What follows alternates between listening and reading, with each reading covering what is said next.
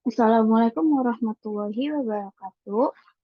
Halo semuanya, perkenalkan nama saya Rizky Aura Putri dari Prodi Pendidikan Bahasa Inggris Universitas Negeri Jakarta. Dalam video kali ini, saya akan mempresentasikan resensi dari buku yang berjudul Berpikir Kritis dengan Bahasa Indonesia.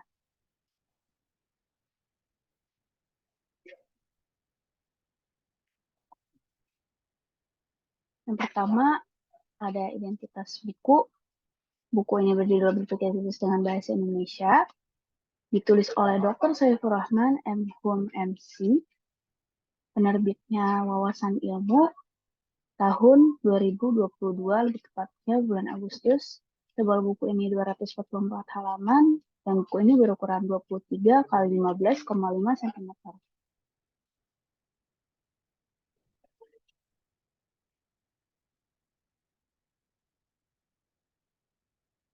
Kemudian ada daftar isi. Buku ini memiliki 11 bab. Untuk bab pertama, membahas tentang bahasa Austronesia, bahasa daerah, dan bahasa Indonesia. Dengan subbab mengidentifikasi masalah, teori etimologi bahasa Indonesia, praktik pemecahan masalah, dan rencana pengembangan. Selanjutnya, bab 2 membahas tentang fungsi dan peran bahasa Indonesia. Dengan subbab mengidentifikasi masalah, pengertian bahasa Indonesia, praktik pemecahan masalah, dan rencana pengembangan. Untuk bab 3 membahas tentang bahasa Indonesia sebagai bahasa ilmiah. Dengan subbab mengidentifikasi masalah, bahasa ilmiah, praktik pemecahan masalah, dan rencana pengembangan. Untuk bab 4 tentang berkenalan dengan poedi. Dengan subbab mengidentifikasi masalah, menyusun teori, praktik pemecahan masalah, dan rencana pengembangan.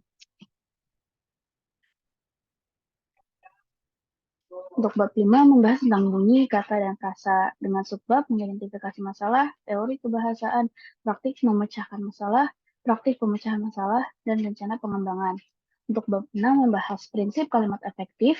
Dengan subbab mengidentifikasi masalah, teori kalimat, praktik pemecahan masalah, dan rencana pengembangan. Untuk bab 7 tentang menulis ilmiah, dengan subbab mengidentifikasi masalah, pengertian karya tulis ilmiah, teknik mengubah laporan penelitian menjadi tulisan ilmiah, contoh penulisan makalah, praktik pemecahan masalah, dan rencana pengembangan. Untuk bab 8 tentang menulis artikel populer, dengan sebab mengidentifikasi masalah, hal yang perlu dicermati, praktik pemecahan masalah, dan rencana pengembangan. Untuk bab 9, menulis resensi dengan subbab mengidentifikasi masalah, kerangka karangan resensi, praktik pemecahan masalah, dan rencana pengembangan. Untuk bab 10 membahas tentang debat bahasa Indonesia dengan subbab mengidentifikasi masalah, pengertian debat, praktik pemecahan masalah, rencana pengembangan, dan ada 2 rencana pengembangan. Kemudian bab 11 yaitu bab penutup membahas tentang diplomasi kebahasaan. Selanjutnya ada daftar pustaka, dan ada 3 lampiran. Yang pertama, pedoman umum ejaan bahasa Indonesia. Yang kedua, pedoman umum pembentukan istilah. Dan yang ketiga, teknik tulis ilmiah. Lalu yang terakhir ada profil singkat penulis. Intisari dari buku ini adalah menjelaskan berbagai aspek dalam bahasa Indonesia, mengupas teori dan praktik penulisan beberapa jenis teks. Buku ini terfokus pada transformasi atau perubahan bahasa Indonesia pada abad ke-21. Terdapat beberapa kelebihan dan kekurangan dalam buku ini. Untuk kelebihannya sendiri yaitu secara visual tulisan di dalam buku ini menggunakan jenis dan ukuran font yang pas sehingga nyaman untuk dibaca. Secara isi, buku ini mencakup materi-materi yang sangat bermanfaat, terutama bagi para mahasiswa. Misalnya materi tentang karya tulis ilmiah. Lalu terdapat penjabaran ilustrasi yang relevan dengan materi yang sedang dibahas sehingga memudahkan pembaca untuk memahami isi materi tersebut. Lalu juga pembaca tidak hanya diberi teori saja, tetapi juga diberikan latihan untuk menerapkan teori yang telah dibahas. Di setiap akhir bab terdapat laman untuk latihan di bagian praktik pemecahan masalah dari rencana pengembangan. Contohnya pada halaman 108 dan 110 dalam bab menulis resensi.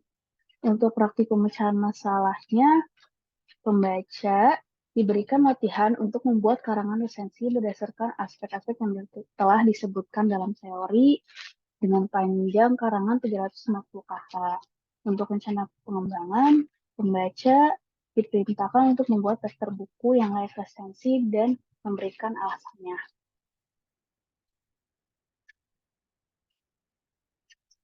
Untuk kekurangan buku ini sendiri, terdapat kalimat yang kurang efektif. Contohnya pada halaman 63. Pada kalimat, di luar itu kategorisasi tersebut seringkali sebuah jurnal ilmiah memiliki pengaruh bagi publik. Kalimat di luar itu kategorisasi tersebut kurang efektif. Kata itu seharusnya dihilangkan. Lalu kalimat yang efektif menjadi di luar kategorisasi tersebut seringkali sebuah jurnal ilmiah memiliki pengaruh bagi publik. Lalu juga dalam buku ini terdapat beberapa kata yang salah ketik atau typo, dan juga terdapat beberapa bahasa yang kurang familiar bagi orang awam. Sekian presentasi resensi dari saya. Kurang lebihnya mohon maaf. Wassalamualaikum warahmatullahi wabarakatuh.